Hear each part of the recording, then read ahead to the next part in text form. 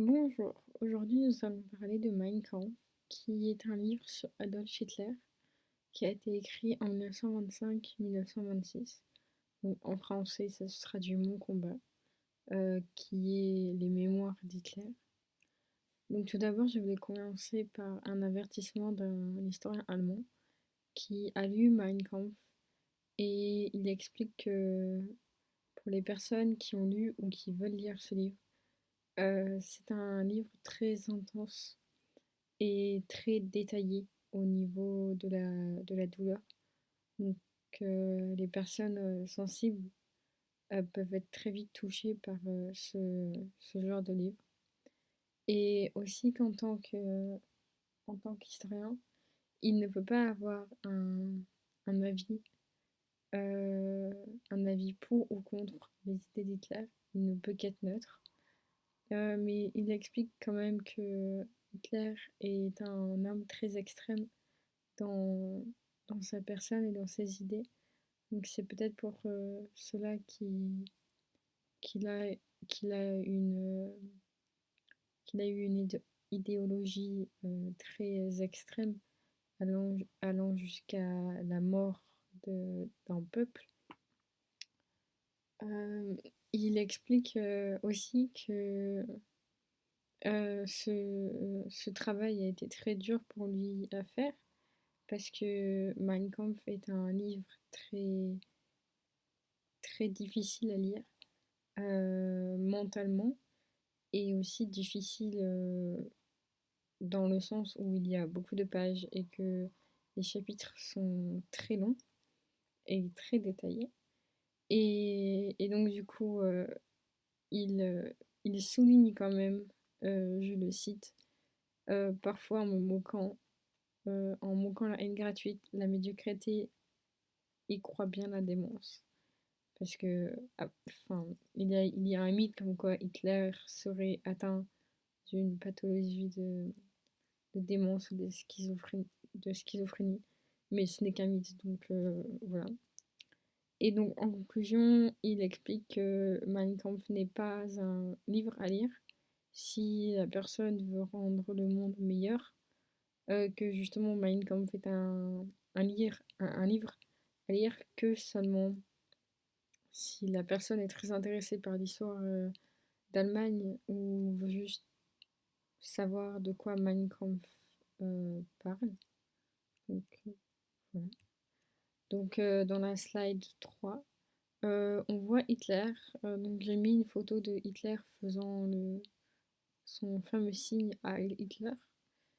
Et j'ai voulu mettre cette image parce que du coup, on voit à son bras le brassard de la croix gammée, qui est le brassard du parti nazisme.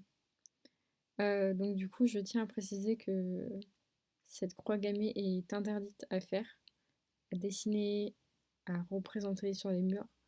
Il peut y avoir de véritables punitions de justice en faisant ça, parce que cela voudrait dire que la personne qui le fait euh, est est une personne suivant Hitler dans ses idéologies nazistes.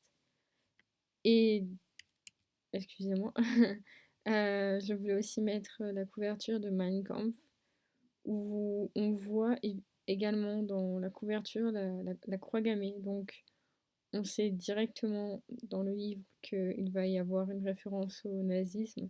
Donc, si la personne qui lit ce livre n'est pas du tout euh, d'accord avec le nazisme, qu'elle ne lise pas ce livre.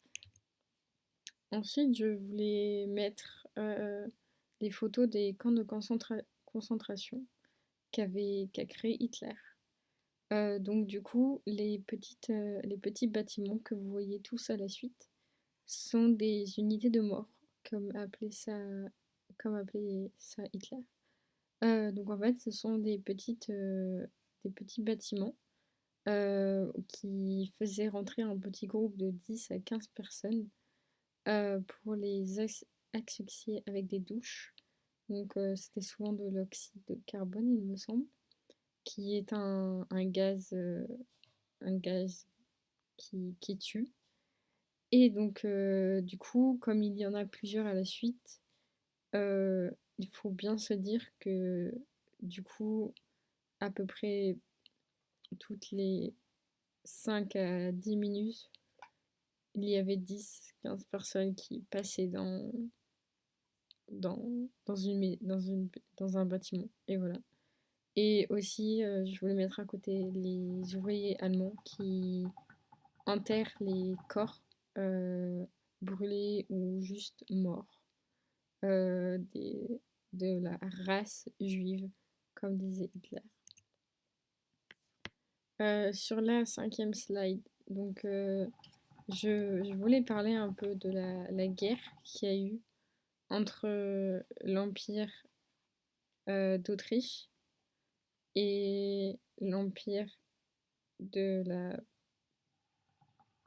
de la, de la Prusse. Donc du coup, c'est la guerre de Sadowa. Donc c'était en 1866. Donc du coup, la Prusse a gagné euh, et l'Autriche a perdu. Et il s'avère que l'Autriche avait l'allié qui était la France, parce que la France a la dynastie des Habsbourg. Mais à ce moment-là, Maximilien du Mexique était en Autriche.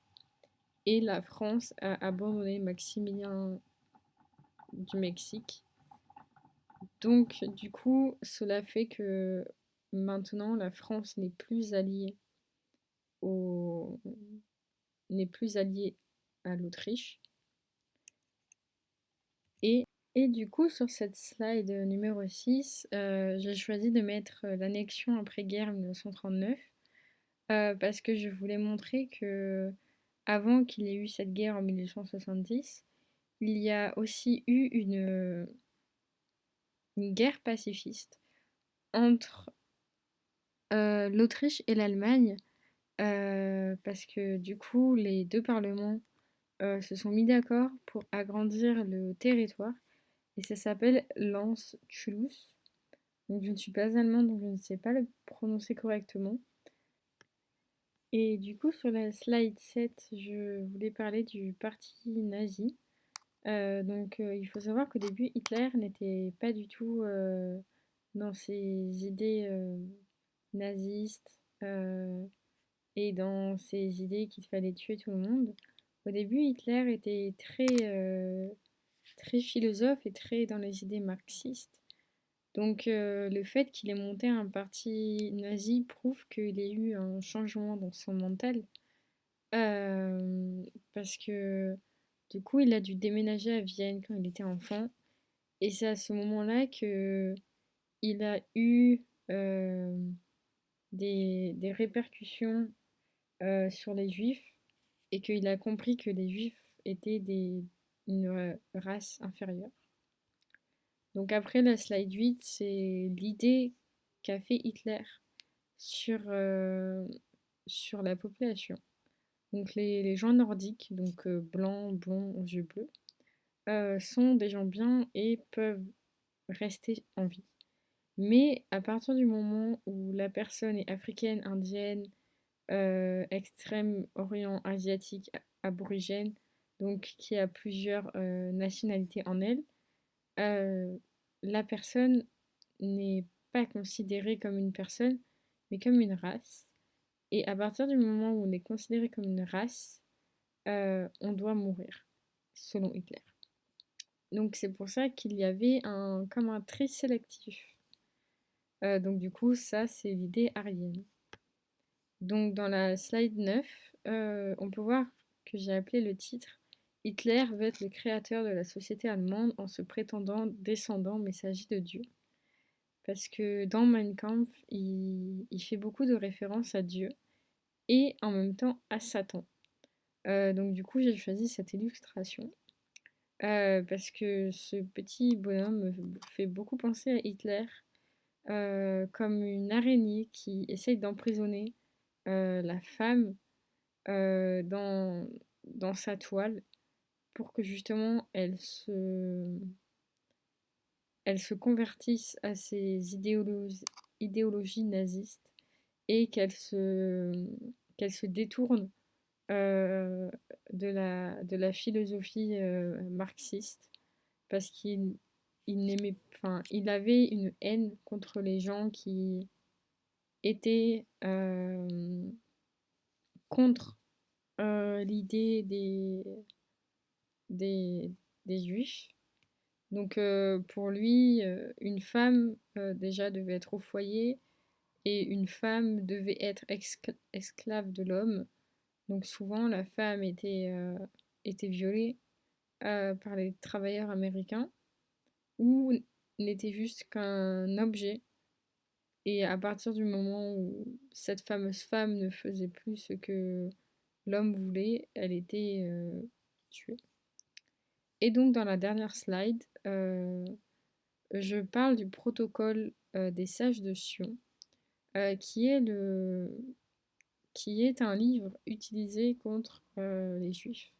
Et donc du coup qu'Hitler utilisait beaucoup. Parce que dans ce livre, donc je ne l'ai pas étudié, mais j'ai lu des, des- des extraits de ce livre.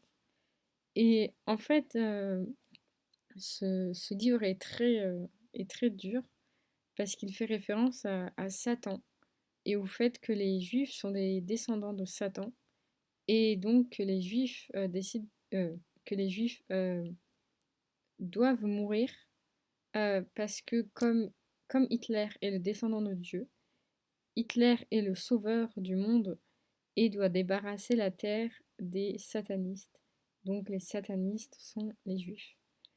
Et donc du coup, dans ce protocole que Hitler appelle la Bible, euh, il y a beaucoup de fausses idées sur les Juifs, comme quoi ils sont des voleurs, des prostituées, qu'ils sont sales et qu'ils sont des parasites. Et donc, du coup, je voulais finir cet exposé. Et donc, du coup, je voulais finir cet exposé en disant que Mein Kampf est un livre, comment dire, euh, très bien à lire si on veut savoir l'histoire du règne d'Hitler, mais que les âmes sensibles doivent s'abstenir. euh, Parce que il ne faut pas oublier que dans Mein Kampf, dès l'introduction, on a directement la, la description de comment ça se passait dans un camp de concentration ou de comment les juifs mouraient. Donc du coup, je veux juste avertir les gens qui veulent le lire que si jamais, qu'ils fassent déjà très attention déjà à la longueur du livre et aussi que cela peut les affecter mentalement. Euh, mais après, c'est un choix personnel à faire.